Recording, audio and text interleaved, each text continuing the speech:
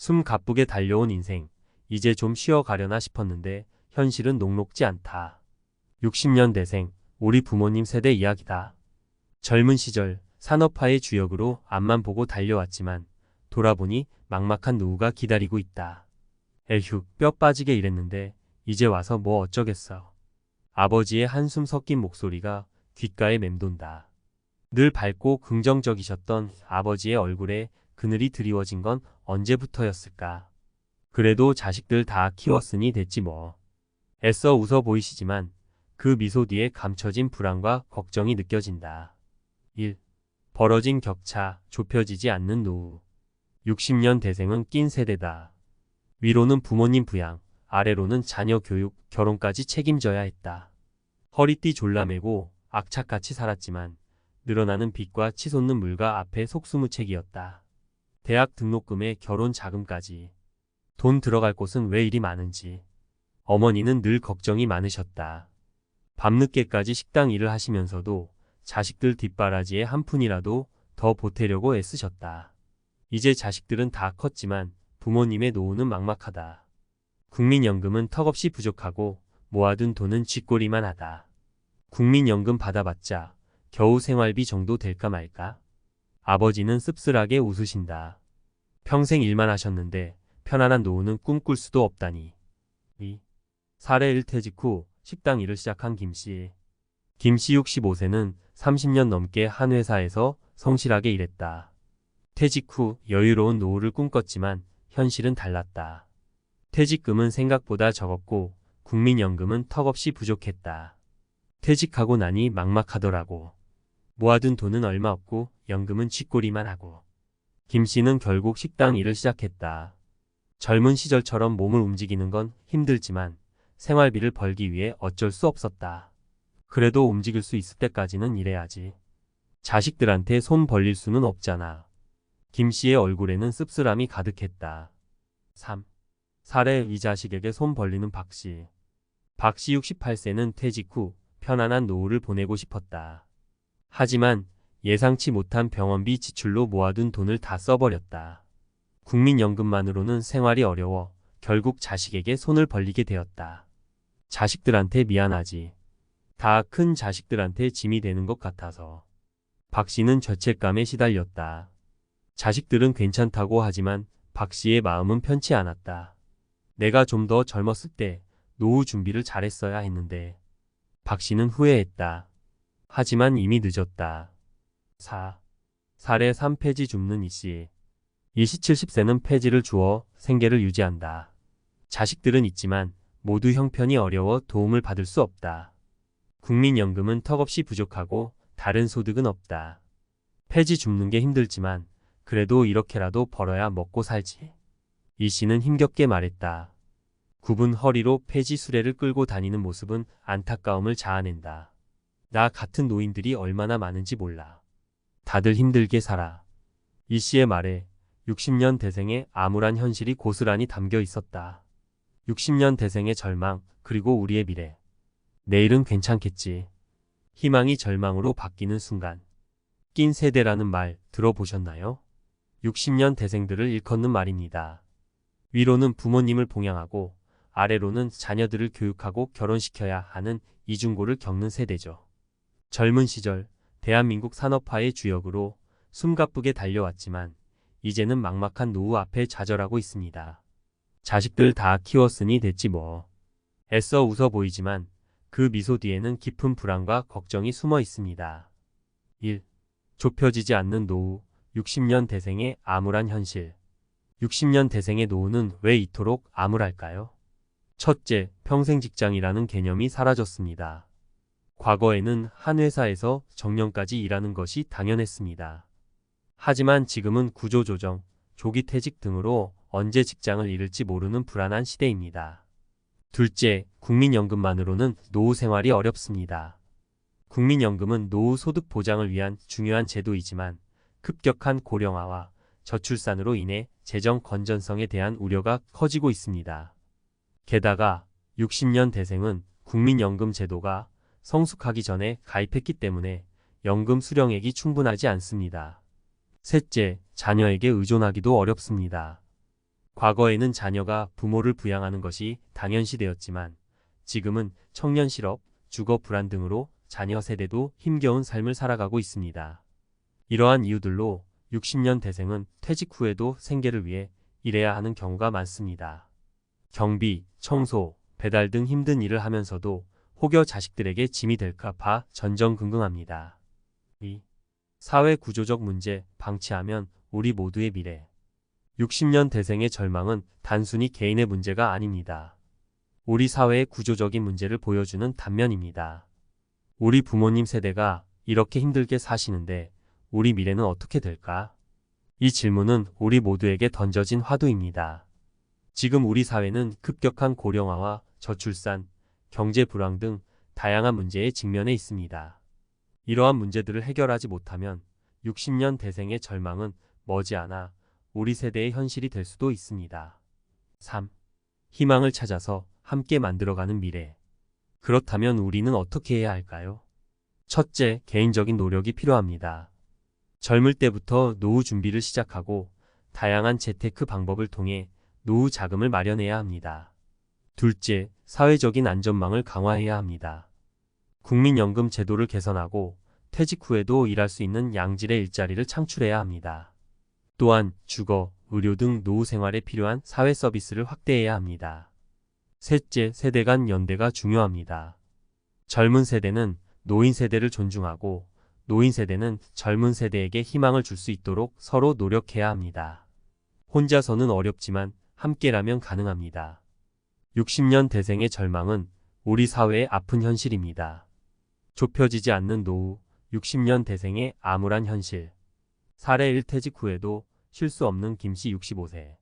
30년 넘게 한 회사에 헌신하며 성실하게 일해온 김씨. 그는 퇴직 후 편안한 노후를 꿈꿨지만 퇴직금과 국민연금만으로는 생활이 턱없이 부족했습니다. 결국 김씨는 식당에서 일을 시작했습니다.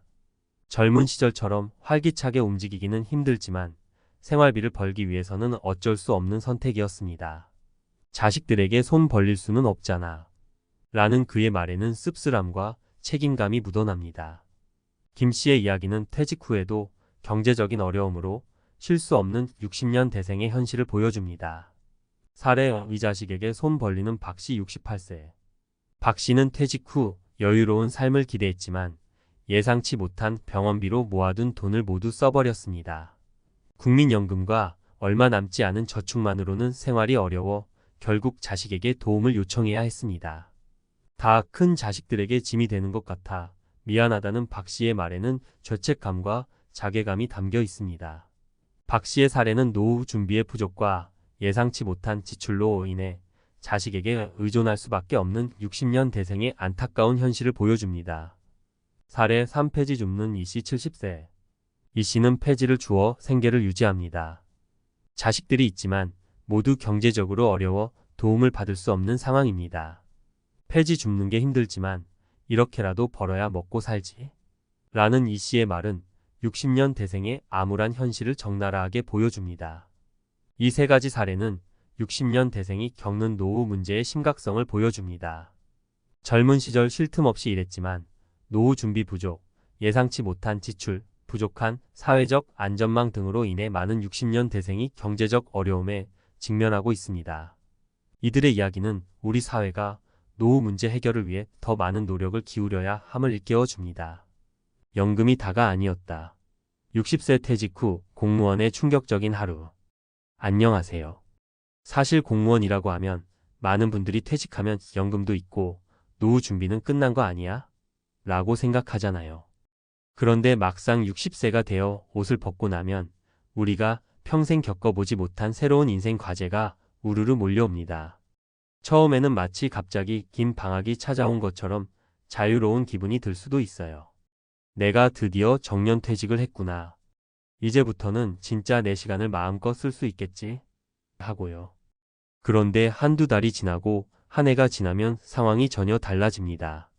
하루 종일 집에만 있다 보면 그나마 회사 혹은 관공서라는 정해진 틀이 없으니 일상 리듬이 무너지고 할 일 없이 TV만 보다가 신세 한탄으로 빠지기 쉽습니다. 그러다 보니 내가 진짜 뭐하고 살지? 하는 막막함이 확 몰려오죠. 가장 큰 문제는 내가 내 인생을 주도적으로 설계해본 경험이 별로 없다는 거예요. 공무원으로 오랫동안 일하면 정해진 절차와 직무, 그리고 시스템 속에서 역할을 충실히 해내는 데 익숙해집니다. 하다 보면 대체로 안정적이고 월급 꼬박꼬박 나오고 승진과 평가가 일정한 틀 안에서 이루어져서 어떻게 보면 내가 별다른 시도를 하지 않아도 굴러가는 게 있죠. 그런데 퇴직 후에는 이 안정된 틀이 싹 사라지니까 갑자기 모든 게 불안정하게 느껴지는 거예요. 오늘은 그런 이야기를 은퇴 준비나 은퇴 후 삶을 고민하는 분들이라면 누구나 공감할 만한 주제로 풀어보려고 합니다. 그리고 실제 퇴직한 공무원 세 분의 이야기를 예로 들어볼까 해요. 저와 친분이 있거나 혹은 제 주변 지인을 통해서 들었던 이야기인데 현실적이면서도 나도 곧 저렇게 될 수 있겠다 하고 상상하게 만드는 부분이 꽤 있을 겁니다. 1. 나는 그래도 연금이 있으니까 했다가 우울증 직전까지 간 62세 김창수 씨. 첫 번째 사례는 62세가 된 김창수 씨 이야기입니다. 김창수 씨는 비교적 일찍 시험에 합격해 30년 넘게 한 부처에서 근무를 했어요. 끈기가 있고 성실해서 상사에게도 윗사람들에게도 평이 좋았다고 해요. 그리고 딱 정년퇴직을 하면서 그래도 난 연금이 나오니까 먹고 사는 건 큰 걱정 없을 거야 라고 생각했죠. 실제로도 주변에서 김 선생님, 이제는 편하게 사세요. 여행도 다니시고 손자도 보시고 노후가 든든하시겠습니다 라며 부러워했습니다. 근데요, 문제는 그 다음부터였습니다. 처음 한두 달은 여행도 가고 집 근처 헬스장에도 다니면서 시간을 잘 보냈어요. 하고 싶었던 책들도 좀 읽고 미루었던 취미생활도 좀 해볼까 고민했죠. 그런데 한 세 달쯤 지나니까 이게 무슨 정해진 일이 아니다 보니 시들해지는 거예요. 예전에는 출근해야 하니까 시간을 딱딱 맞춰서 움직였는데 이제는 그게 전혀 없는 거죠. 그러다 보니 아침에 일어나는 시간도 점점 늦어지고 헬스장도 귀찮아져서 안 가게 되고 하루 세끼 식사도 대충 때우게 됩니다. 집에서 TV를 켜놓고 멍하니 보는 것도 어쩐지 공허해지고요. 그러면서 자신도 모르게 자꾸 우울감을 느끼게 됐다고 해요. 내가 이렇게 아무것도 안 하고 살아도 되나? 더 늦기 전에 뭔가 다시 일을 구해볼까? 하는데 공무원 정년퇴직 후 다시 새로운 분야에 뛰어든다는 게 생각처럼 간단치가 않잖아요. 주변에 이력서를 넣어봐도 경험이 없는 분야라서라거나 연세가 많으셔서라는 식으로 돌려 말하며 고개를 젓습니다. 결국 김창수 씨는 몇 달간 방황하다가 우울증 문턱까지 갔어요. 집에서 가족과 대화도 줄어들고 온종일 방에 틀어박혀서 스마트폰으로 유튜브 영상만 보는 날들이 계속됐죠. 다행히 가족들이 좀 더 적극적으로 나서서 지역 주민센터의 노인 상담 프로그램이라든지 50세대가 참여할 수 있는 일자리 연계 서비스 같은 걸 알아봐줬습니다. 그리고 상담을 받으면서 나 스스로 뭔가 끊임없이 배워가고 내가 주도하는 삶을 만들어야겠다는 깨달음을 얻었죠. 지금은 공익적 활동이나 봉사 쪽에 조금씩 발을 들이면서 사람들과 교류도 하고 자존감도 되찾고 있다고 합니다. 이 이야기에서 느낄 수 있는 건 연금이 있다고 해서 모든 게 해결되는 건 아니라는 점이에요.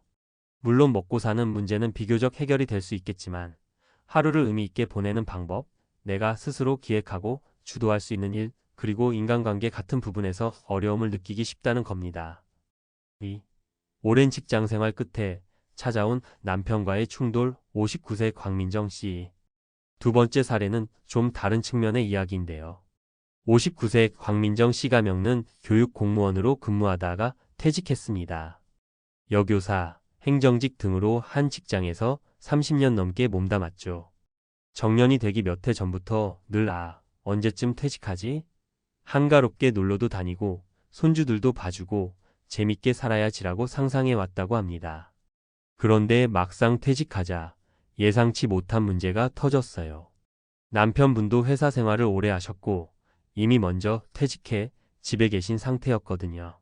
그동안 광민정 씨는 본인이 주로 바깥일을 하고 남편분은 은퇴 후 집안일을 꽤 도맡아서 하고 있었대요. 문제는 이제 광민정 씨가 퇴직하면서 집안에서의 역할 충돌이 생긴 거예요. 예전에는 둘 다 충분히 개인 시간이나 역할이 분리돼 있어서 트러블이 적었는데 이제 둘 다 집에서 하루 종일 붙어 있으니 사소한 문제로도 부딪히기 시작하죠. 예를 들어, 왜 식자재를 이런 식으로 사왔냐? 왜 청소를 이렇게 하냐? 왜 반찬을 이렇게 만들어 놓냐? 같은 지극히 작은 문제들로 다퉈요. 지금까지는 매일 출근해야 하니 잘 몰랐는데 막상 같이 지내보니 생활 습관이나 가치관의 차이가 훨씬 도드라지는 거예요. 그러다 보니 이럴 줄 알았으면 그냥 학교에 조금 더 다닐 걸 이런 생각까지 들었다고 해요. 결국 광민정 씨는 본인이 전혀 생각지도 않았던 스트레스를 받으며 몇 달을 버텼다고 합니다. 일단 남편과 상의를 해서 서로의 영역을 정해주기로 했대요. 가령 요리는 남편분이 계속 맡되 장보기는 광민정 씨가 전담하고 청소나 빨래는 둘이 정확히 나눠서 담당한다든지요. 그리고 특정 요일에는 각자 외부 활동을 하며 혼자만의 시간을 갖도록 노력했어요. 광민정 씨는 주 23회 정도 관내 교육 봉사나 문화센터 프로그램에 참여하고 남편분도 노인대학에서 취미생활을 즐겼습니다. 그러면서 내가 집에서 뒹굴어도 되는 사람이 아니라 여전히 뭔가 역할을 할 수 있는 존재라는 걸 서로 확인하게 되고 부부 갈등도 눈에 띄게 줄어들었다고 해요. 이 사례에서는 은퇴 후 부부가 한 공간에서 24시간 붙어 있을 때 생기는 갈등이 매우 현실적입니다. 직장에서는 일로 바빴는데 정년퇴직 후에는 갑자기 부부가 하루 종일 함께 지내야 하니까요. 그래서 사전에 역할 분담이라든가 각자의 관심사 취미를 찾는 등의 대화와 조정이 무척 중요하다는 걸 느낄 수 있습니다. 3. 보람을 찾아 떠난 제2의 커리어 61세 이도훈 씨. 세 번째 사례는 조금 더 긍정적이고 도전적인 이야기를 들려드릴게요. 61세 이도훈 씨가 겪는 세무 관련 공무원으로 35년 이상 근무한 베테랑이었습니다. 퇴직 후에는 그동안 몸이 많이 지쳤으니 좀 쉬자는 마음으로 처음엔 한 1년 정도 아무 일도 하지 않았어요. 여행도 가고 동창들 만나서 골프도 쳐보고 손주들 봐주며 나름 평화로운 시간을 보냈다고 해요. 그런데 시간이 흘러갈수록 몸은 분명 편해졌지만 마음은 점점 허전해지는 겁니다. 자신이 쌓아온 경험과 노하우를 그냥 묻어두는 게 왠지 아깝게 느껴졌고 동시에 내가 진짜 이대로 인생 마무리하면 좀 섭섭하지 않을까? 라는 생각도 들었다고 해요. 그래서 본인이 가장 잘할 수 있는 일, 즉 세무회계 지식을 활용해 볼 수 있는 제2의 커리어를 찾기 시작했죠. 그렇게 알아보다가 지역 사회적 기업이나 소규모 자영업자들에게 세무나 재무 컨설팅을 해주는 봉사 프로그램이 있다는 걸 발견했어요. 처음에는 내가 새로운 시스템에 적응하기 어렵지 않을까? 걱정했지만 막상 시도해보니 일 자체는 예전 직장 생활에서 하던 것과 크게 다르지 않았습니다. 대신 봉사 형태라 보수는 많지 않았지만 오히려 여러 사람들 만나면서 사회에 기여하는 느낌을 받고 더 큰 보람을 느꼈다고 하네요. 점점 입소문이 나면서 이도훈 씨는 이후에 작은 회계사무소와도 협업을 하게 되고 그쪽에서 주 23일 정도 재택근무 비슷하게 일을 맡아볼 수 있게 됐습니다. 한 달에 며칠만 출근해도 되고 나머지 날들은 집에서 서류 검토나 전화 상담으로 충분히 커버할 수 있으니까요. 그러다 보니 소득도 어느 정도 생기고 여전히 연금도 함께 받으니 경제적으로도 여유가 생겼죠. 게다가 날마다 새로운 사람들의 문제를 해결해주고 사업자들이 감사 인사를 건네면 내가 아직도 사회에서 필요한 사람이구나 하는 뿌듯함이 확 올라온다고 합니다. 이도훈 씨 사례는 은퇴 후에도 완전한 안식을 택하기보다는 자기가 가진 전문성이나 경험을 조금 다른 방식으로 펼쳐보려는 의지와 시도가 얼마나 중요한지를 보여줍니다. 꼭 세무나 회계가 아니더라도 교직에서 쌓은 교육 노하우나 행정 업무 경험 혹은 각종 자격증 등을 활용할 길이 요즘은 생각보다 다양해요. 누군가는 온라인 콘텐츠를 제작할 수도 있고 또 누군가는 시니어 창업 지원 프로그램에 참여할 수도 있습니다. 중요한 건 내가 앞으로 어떤 삶을 살고 싶고 그걸 위해 지금 뭘 준비해야 하나를 미리 고민하고 준비하고 실행해보는 거예요. 퇴직 후 삶을 풍요롭게 만드는 몇 가지 포인트. 이 세 가지 사례를 통해 은퇴 후 공무원들이 겪는 다양한 상황을 엿볼 수 있었죠. 물론 공무원이라고 해서 누구나 똑같은 길을 가는 건 아니지만 흔히 겪을 만한 문제와 고민거리는 꽤 비슷합니다. 그래서 마지막으로 은퇴 준비 또는 은퇴 후에 조금이라도 도움될 수 있는 포인트를 정리해 볼게요. 구어체로 가볍게 말씀드릴게요. 경제적 부분은 안정보다 활용. 연금이 안정적으로 나오면 좋죠. 근데 연금이 있으니까 됐다 는 생각으로 끝내면 곤란합니다. 내가 가지고 있는 경제적 자산을 어떻게 내 삶을 풍요롭게 만드는데 활용할지 고민해야 해요. 가령 소소한 취미 활동에 투자를 하거나 새로운 기술이나 자격증을 따기 위해 학원에 등록한다든지 혹은 지역 봉사 단체에 기부하면서 교류를 넓히는 등 돈을 쓰더라도 적극적으로 써서 내가 의미를 느끼게 만드는 거예요. 배우자 가족과의 소통. 퇴직 후에 가장 큰 문제 중 하나가 가족 간의 갈등이죠. 하루 종일 같은 공간에서 부딪히다 보면 사소한 일이 크게 번지기도 쉽습니다. 미리 부부가 대화를 통해 집안일 분담도 정하고 서로 필요로 하는 개인 시간을 존중해주는 게 정말 중요해요. 당신도 하고 싶은 취미 찾으세요. 나도 교육 봉사 갈 테니까. 이렇게 서로의 일정을 맞춰주면 오히려 함께하는 시간도 질이 올라가죠. 사회적 관계와 활동 유지.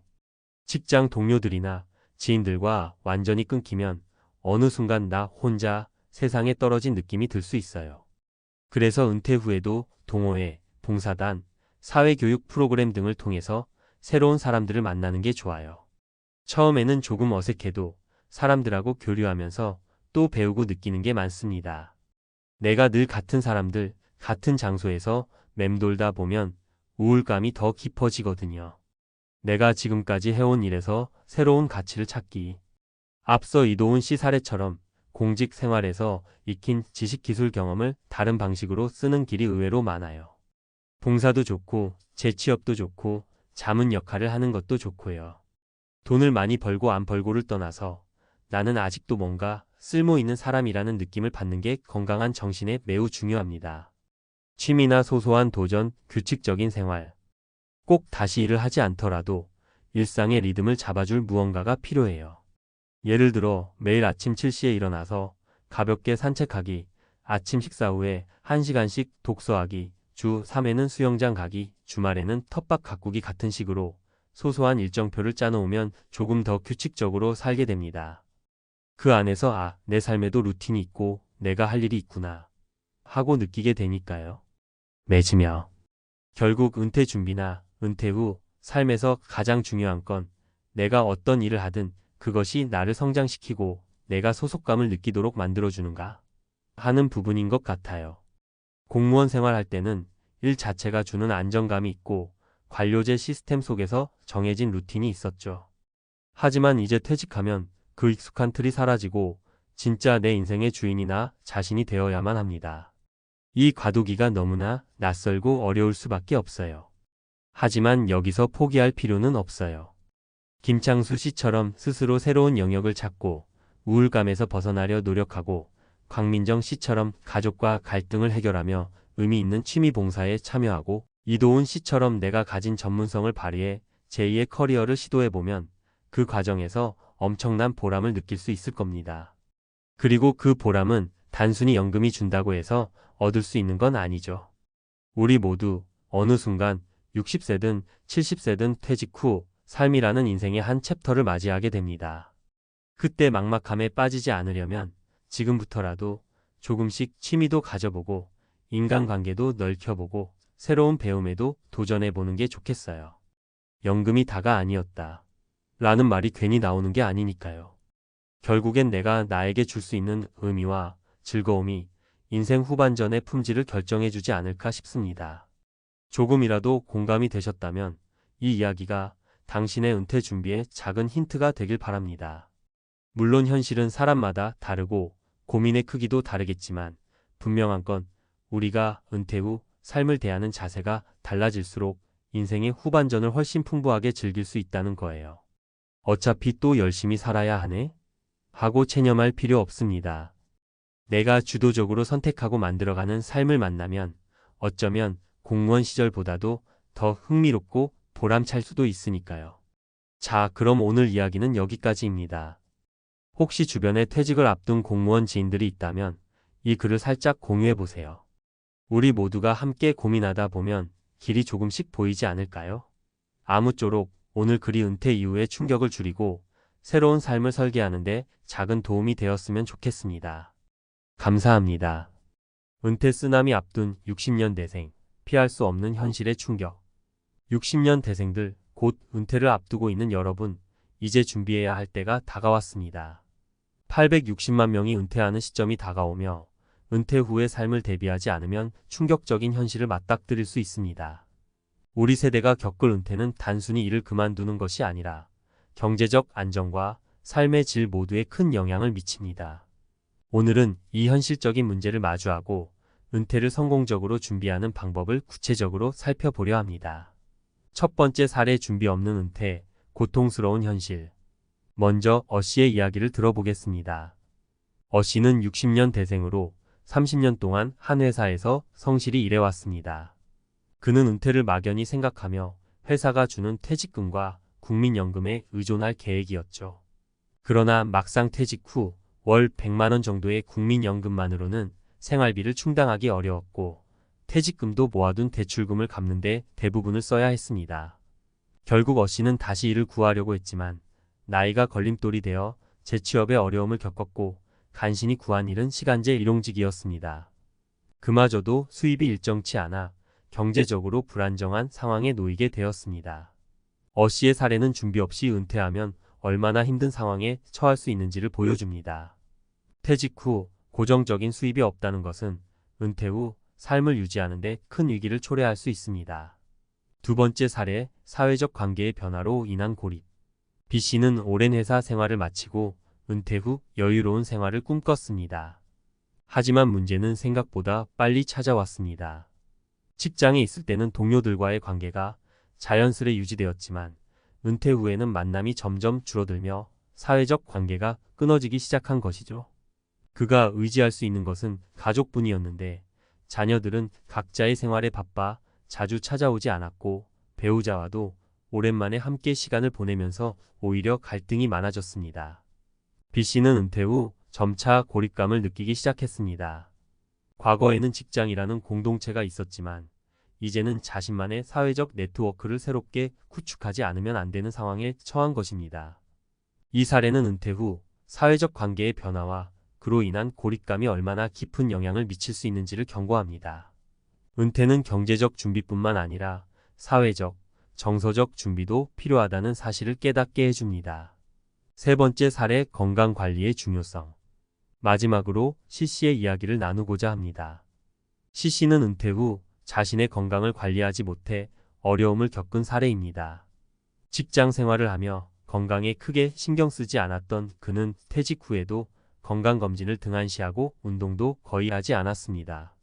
그러나 은퇴 후 얼마 지나지 않아 그는 고혈압과 당뇨 진단을 받았고 이에 따른 치료비가 점점 늘어나면서 생활비에도 부담이 생기기 시작했습니다. 직장을 다닐 때는 병원비가 회사에서 지원되었지만 이제는 모든 것이 본인의 부담이 된 것입니다. C씨의 사례는 은퇴 후 건강관리를 소홀히 할 경우 경제적 부담이 크게 늘어날 수 있다는 것을 보여줍니다. 은퇴 후에도 지속적인 건강관리가 필요한 이유입니다. 은퇴 준비의 필수 요소.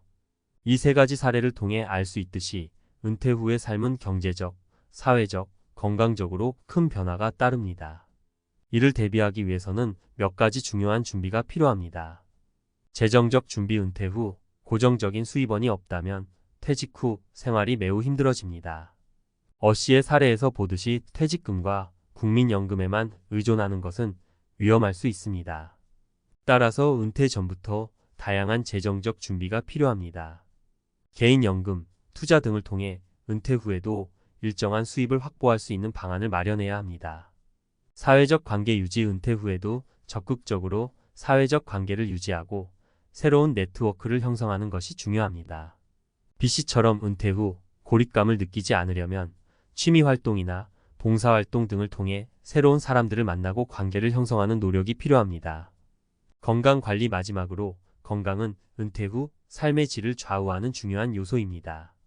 C씨의 사례에서 보듯이 건강관리를 소홀히 하면 치료비가 늘어나 경제적 부담이 생길 수 있습니다. 은퇴 전부터 규칙적인 운동과 정기적인 건강검진을 통해 건강한 생활을 유지해야 합니다. 마무리. 이처럼 은퇴는 단순히 일을 그만두는 것이 아니라 앞으로의 삶을 어떻게 준비하느냐에 따라 그 결과가 크게 달라질 수 있습니다. 여러분이 어시, 빚이, CC와 같은 어려움을 겪지 않으려면 지금부터라도 철저한 준비가 필요합니다.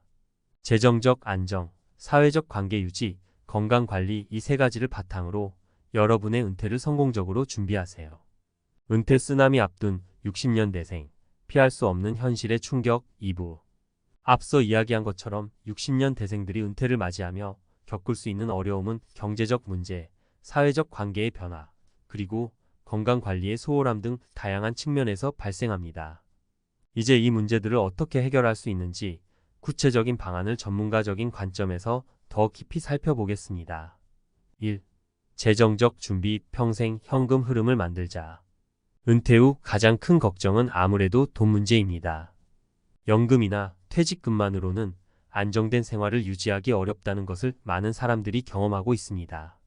특히 어시처럼 퇴직금을 대출 상환이나 일시적인 지출에 사용하고 나면 남은 것이 거의 없게 되죠. 그렇다면 재정적 준비는 어떻게 해야 할까요? 가장 중요한 것은 평생 동안 일정한 현금 흐름을 확보하는 것입니다.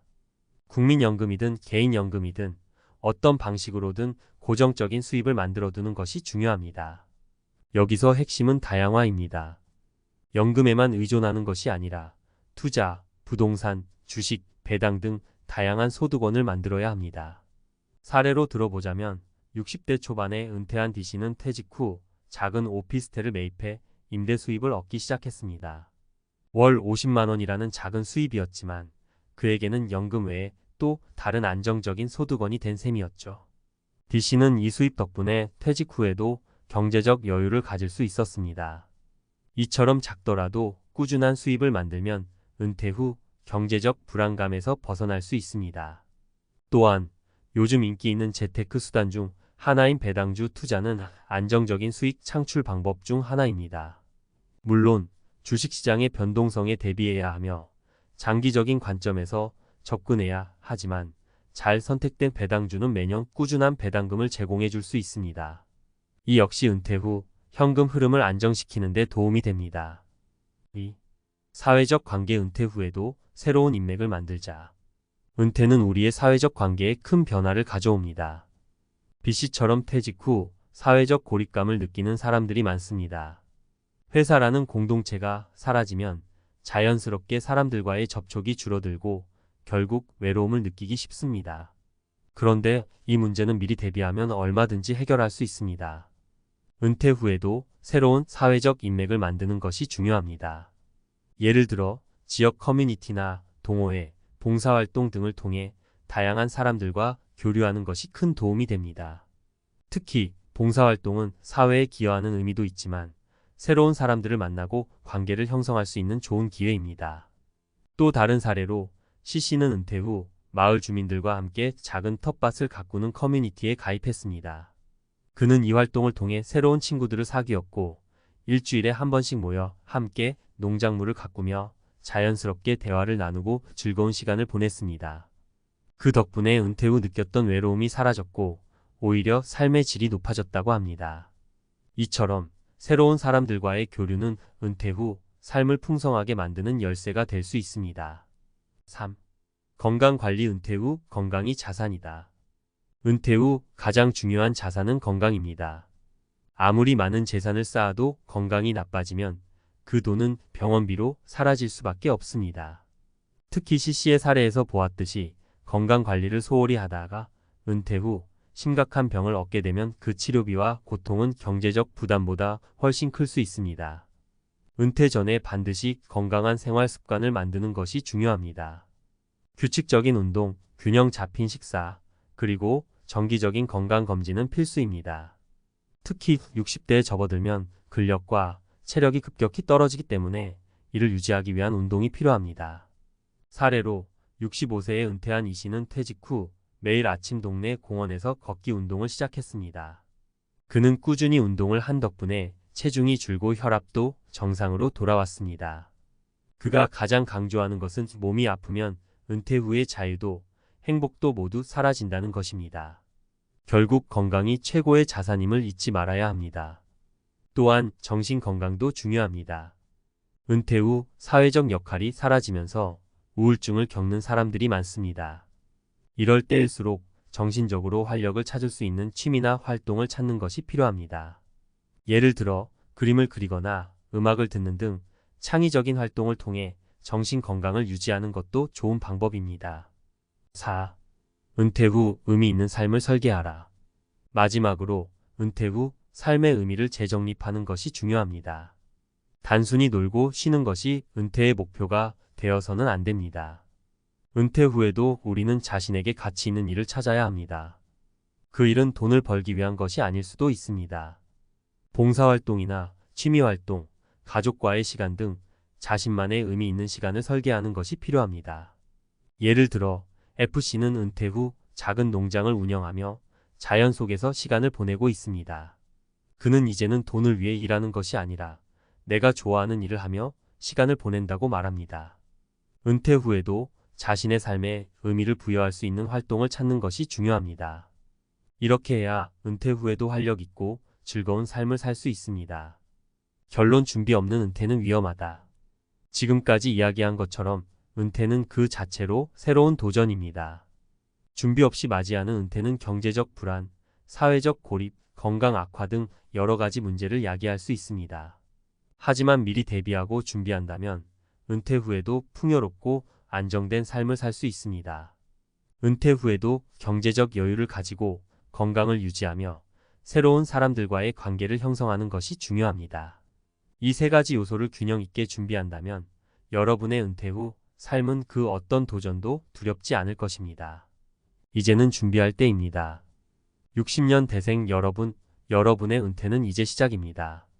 지금부터 차근차근 준비한다면 은퇴 후에도 행복하고 안정적인 삶을 이어갈 수 있을 것입니다. 내가 이렇게 될 줄 몰랐다는 한숨을 내쉬며 노후의 길목에 서 있는 사람들이 늘어나고 있습니다. 은퇴하면 더 이상 일에 쫓기지 않고 가족과 함께 여유로운 삶을 누릴 거라 생각했지만 현실은 그리 녹록지 않습니다. 돈 걱정 없이 살 줄 알았던 사람들도 예상치 못한 경제적 문제에 부딪히며 고통스러운 노후를 맞이하는 경우가 많습니다. 사람들은 은퇴 이후의 삶을 준비한다고 말하지만 준비의 방향이나 깊이가 잘못되어 금전적인 빈곤 속에서 좌절하는 경우가 허다합니다. 오늘은 은퇴 후 경제적 어려움으로 고통받는 이들의 이야기와 이러한 문제를 예방하기 위해 우리가 지금부터 할 수 있는 일들을 알아보겠습니다. 본문 준비되지 않은 노후의 무게. 사례 1. 갑작스러운 건강 문제로 무너진 노후. 김씨 62세는 대기업에서 30년간 근무한 후 퇴직했습니다.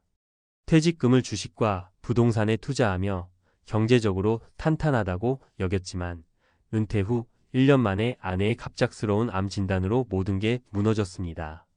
예상치 못한 의료비가 퇴직금을 잠식했고 소득 없이 매달 나가는 생활비는 김 씨를 더욱 힘들게 했습니다. 지금은 작은 아르바이트를 하며 근근히 생계를 유지하고 있지만 건강이 허락하는 날이 얼마 남지 않아 두려움 속에 살아갑니다. 교훈. 노후에는 예상치 못한 의료비와 같은 돌발 변수를 반드시 대비해야 합니다. 개인연금과 긴급자금 마련이 필수입니다. 사례 2. 자녀를 위해 희생했지만 남은 건 텅 빈 통장. 박씨 68세는 은퇴 후 노후 자금을 자녀의 결혼과 주택 구입 지원에 거의 모두 썼습니다. 자식 잘 되는 게 곧 내 행복이라는 마음으로 기꺼이 희생했지만 그 결과 박씨 부부의 통장은 텅 비었습니다. 자녀들은 경제적으로 독립했지만 박씨는 노후는 내가 책임져야 한다는 말을 꺼내기조차 어려운 상황입니다. 작은 공공근로로 생활비를 벌고 있지만 노년의 삶은 여전히 팍팍합니다. 교훈. 자녀를 위한 희생도 중요하지만 스스로의 노후를 지킬 자산을 남겨두는 것은 필수입니다. 사례 3. 계획 없는 소비가 부른 비극. 이씨 58세는 중소기업 임원으로 퇴직하며 2억 원의 퇴직금을 받았습니다. 하지만 은퇴 이후에도 예전의 소비 습관을 버리지 못했습니다. 해외여행, 고급 자동차, 명품 의류 등으로 몇 년 만에 퇴직금을 소진했습니다. 지금은 작은 빌라에 살며 생활비 걱정에 밤잠을 이루지 못합니다. 은퇴 전에는 퇴직금으로 충분하다는 자신감이 있었지만 이제는 일자리를 구하기도 쉽지 않아 고립감을 느끼고 있습니다.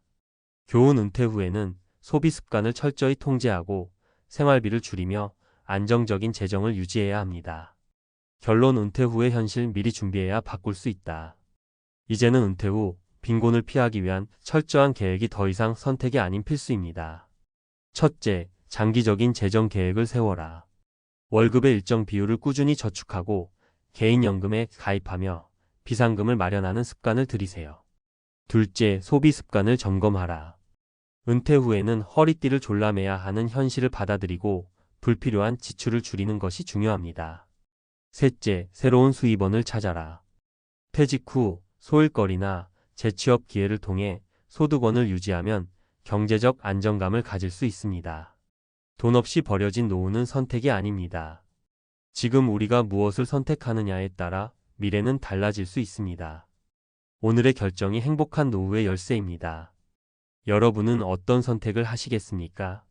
돈 없이 버려진 노후의 끝, 은퇴 후 이들의 충격적 현실. 전문가 칼럼 행복한 노후를 위해 지금 준비하지 않으면 늦습니다. 나중에 생각하자. 아직 시간은 많아. 많은 사람이 노후 준비를 미루는 이유는 간단합니다. 당장의 삶이 너무 바쁘기 때문이죠. 하지만 은퇴 후에 맞이하는 현실은 그렇게 우리를 기다려주지 않습니다.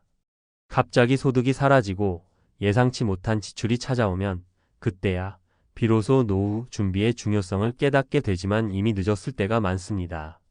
오늘은 은퇴 후 빈곤에 빠지지 않기 위해 지금부터 우리가 할 수 있는 구체적인 대비책을 이야기해 보겠습니다. 1. 현실을 직시하라. 노후 빈곤은 남의 이야기가 아니다. 통계에 따르면 한국 노인의 50% 이상이 빈곤 상태에 처해 있다고 합니다. 특히 은퇴 후 연금 외에 별도의 소득원이 없는 사람들은 매달 생활비를 걱정하며 살아갑니다. 자녀나 가족의 도움을 기대하는 경우도 있지만 현실은 녹록지 않습니다. 자녀들조차도 자신의 생계를 꾸리기에 바쁜 시대입니다. 여기서 중요한 점은 이러한 상황이 단순히 소득 부족에서 끝나지 않는다는 겁니다. 경제적 불안은 곧 정신적 스트레스로 이어지고 이는 건강 문제를 유발합니다. 결국 건강과 돈을 모두 잃게 되는 악순환이 시작됩니다. 2. 안정적인 노후를 위한 3가지 전략. 노후의 빈곤을 피하려면 지금부터 다음 3가지 전략을 실천해야 합니다. 첫째, 반드시 소득원을 확보하세요. 연금만으로는 충분하지 않습니다. 은퇴 후에도 수입을 창출할 수 있는 방법을 찾아야 합니다. 최근 많은 사람이 창업, 재취업 또는 취미를 활용한 부업으로 노후 소득을 보완하고 있습니다. 예를 들어 은퇴 후 자신의 경험을 살려 컨설팅이나 강의를 하는 경우가 늘고 있습니다.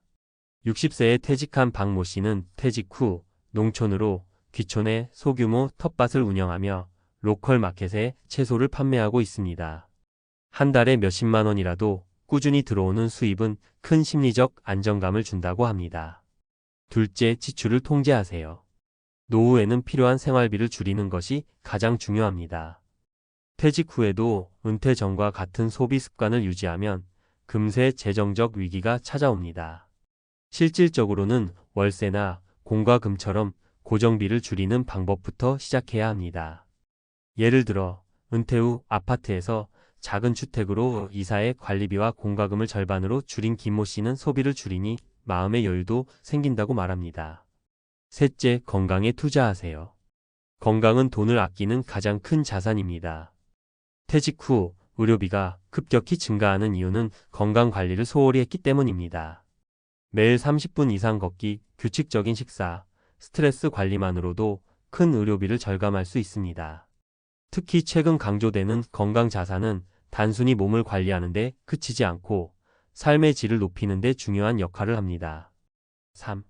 사례를 통한 현실적인 조언. 사례 1. 공무원 퇴직자의 뜻밖의 빈곤. 김 씨는 30년간 공무원으로 근무하며 안정적인 직장을 유지했습니다. 연금이 충분할 거라 생각했지만 은퇴 후 매달 고정비와 예상치 못한 병원비로 연금 수입이 빠르게 줄어들었습니다. 연금만 믿고 준비하지 않았던 게 실수였어요. 그는 현재 소규모 강의를 하며 추가 수입을 창출하고 있지만 더 일찍 준비했더라면 하는 아쉬움을 토로했습니다. 사례 2. 중소기업 퇴직자의 소비 습관 실패. 이 씨는 퇴직 후에도 해외여행과 고급 레스토랑을 즐겼습니다. 하지만 2년 만에 퇴직금 대부분이 소진됐고 이후 생활비를 해결하기 위해 다시 일자리를 찾아야 했습니다. 노후에는 소비 습관을 바꾸는 게 정말 중요하다는 걸 뒤늦게 깨달았어요. 이 씨는 이제 소박한 생활 방식을 추구하며 소비를 줄이는 데 집중하고 있습니다. 사례 3자녀 지원에 모든 걸 쏟아부은 부모. 박 씨 부부는 두 자녀의 결혼과 주택 구입 자금 지원으로 퇴직금을 모두 사용했습니다. 남은 것은 텅 빈 통장과 매달 나가는 고정 지출뿐이었습니다. 자식이 잘 되면 우리의 미래도 밝을 거라 생각했지만 현실은 그렇지 않았어요. 박 씨는 이제 자녀들에게 도움을 요청하지 않고 작은 일을 하며 자립을 시도하고 있습니다. 4. 지금부터 무엇을 할 것인가? 은퇴 후 빈곤을 피하기 위해 필요한 것은 거창한 계획이 아닙니다. 지금 할 수 있는 작은 변화들이 모여 큰 차이를 만듭니다. 소비 계획을 세워라. 매달 수입과 지출을 점검하고 불필요한 소비를 줄이는 습관을 들이세요. 자산을 재평가하라. 주택, 연금, 투자 등을 점검하며 미래를 대비한 자산 계획을 세워야 합니다. 자립 능력을 키워라. 노후에는 소득이 없어도 기본적인 생활을 유지할 수 있는 자립 능력이 중요합니다. 이를 위해 평소 건강과 재정 관리에 꾸준히 투자해야 합니다. 결론, 지금이 미래를 바꿀 마지막 기회입니다. 돈 없이 버려진 노후는 불가피한 운명이 아닙니다. 지금의 작은 선택이 미래를 결정짓는 열쇠가 될 수 있습니다. 내가 이렇게 될 줄 몰랐다는 후회를 남기지 않기 위해 오늘부터 한 걸음씩 준비해 보세요. 당신의 노후가 더 이상 걱정과 고통이 아닌 안정과 행복으로 가득 차길 바랍니다.